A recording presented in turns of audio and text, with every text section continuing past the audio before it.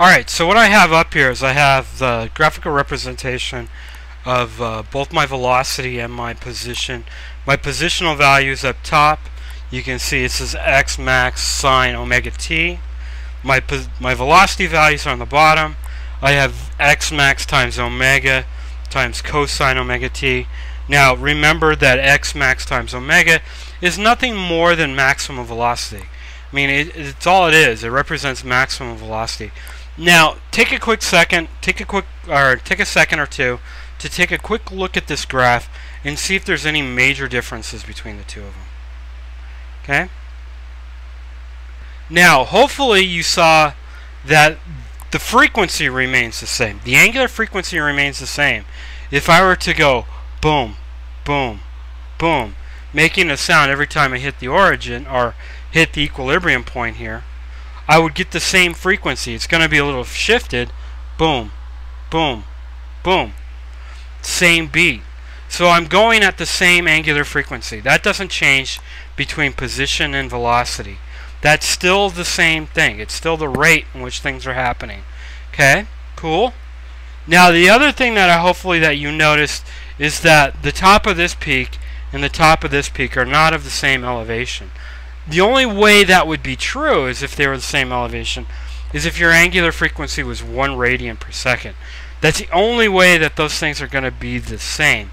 Now, normally what you end up having is that your velocity values tend to be smaller than your positional values.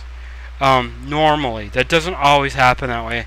There are some cases where your velocities can have a much higher value than your positional values, but for typical cases, the amplitude here is going to be greater than here, or less. Amplitude here is typically going to be less than the amplitude here. Now, you should be also careful to realize that this is nothing more than position, which we represent by meters. Why this over here is meters per second. So they're not exactly the same graph. They're different graphs. They're representing meters, positional values. This one's representing velocity values. Now this, the axes here, my y-axis or my x-axis is time. That remains the same. Every step, as you can probably, if you look really closely, there's marks here. Every single one of these marks is representing a step in time, and it's the exact same step, whether it's the positional value or the velocity value. Okay? Now, another thing that hopefully you notice is that there is something strange going on here. When the position of the object is at the equilibrium point, at the center, like I said, once again, if you want to consider that the origin, that's fine. At the equilibrium, that the velocity values have reached a maximum. They're the maximum possible velocity that that object's going to have. So that means as an object is oscillating up and down, up and down, up and down, the fastest that object is going is at the center. Okay? That's the fastest the object is traveling as it's going through that center point. Okay? Right there at the center, the velocity is equal to a maximum. Now, where is the velocity equal to 0?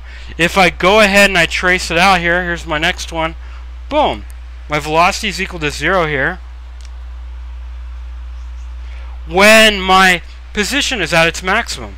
And that sort of should make sense. Now, velocity is change in position over time. Okay?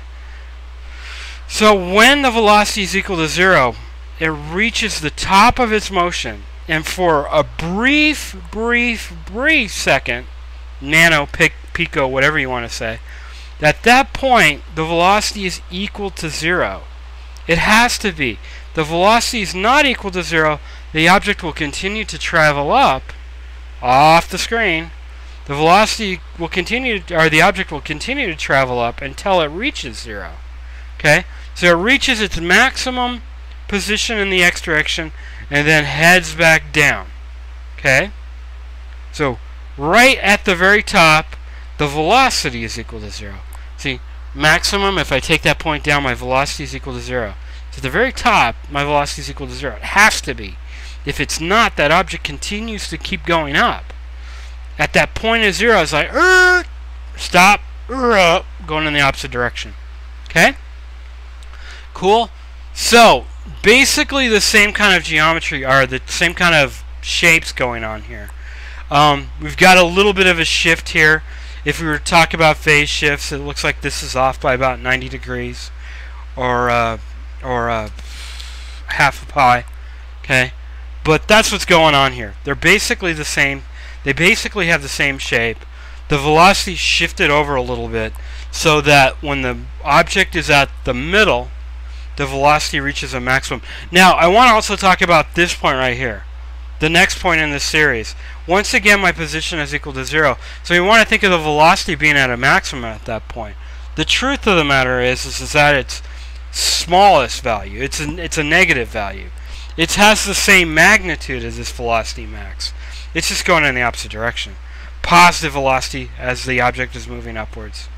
So as it's traveling through the origin, you know at this point that the object is traveling through the origin going up, where at this point it's traveling through that origin, that equilibrium, heading down. But they're both traveling at about the same speed at that point. Okay? So that's a comparison of the position graph versus the velocity graph for simple harmonic motion.